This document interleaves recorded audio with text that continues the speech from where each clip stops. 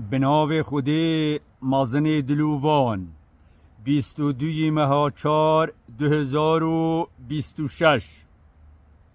بیژن السال 1826 العراق الولايات آمیسل دور آمیسل بیژن وکی واسالت چویی باران نهاتن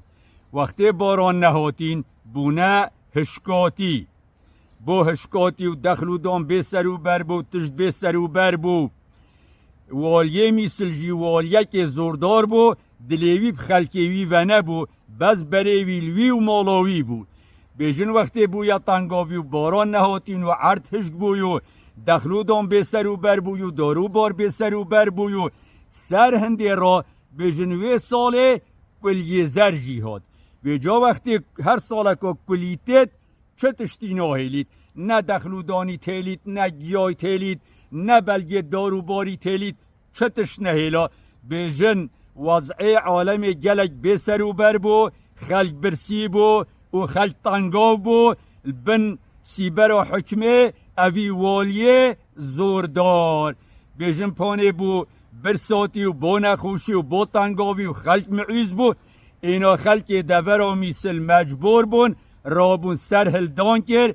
دجی والیه میسله وقتی سر هلدان کری پانه جماوره قوتا جماوری یا زوره هکه جماور سنگی خوب داته هر جهه کی دیش بن راکتن اینا سر هلدان و خلقی میسل سر گرد حکمه والی فاشل بو سر مالا والی دا گرد وقتی سر مالاوی دا گردی چل مالاوی پیدا بو بیژن شش بارت پارا شمالا والی در خستن شش بارت پارا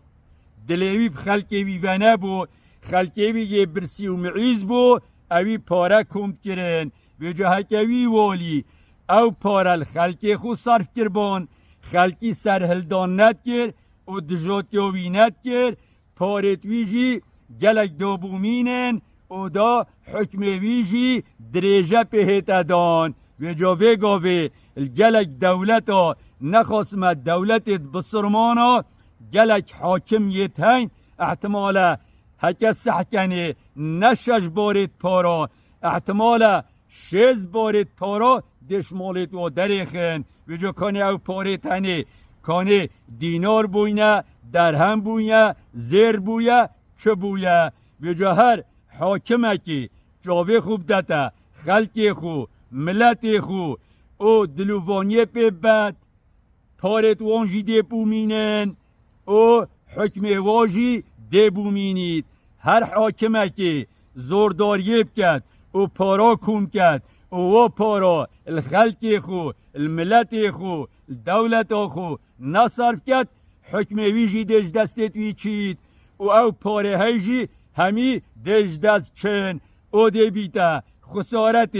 دنیای و آخرت وکی خود تعالات بیجید خسیر دنیا والآخره دی بیتا خسارت دنیای و آخرت او دی سر و مالتوی دی چن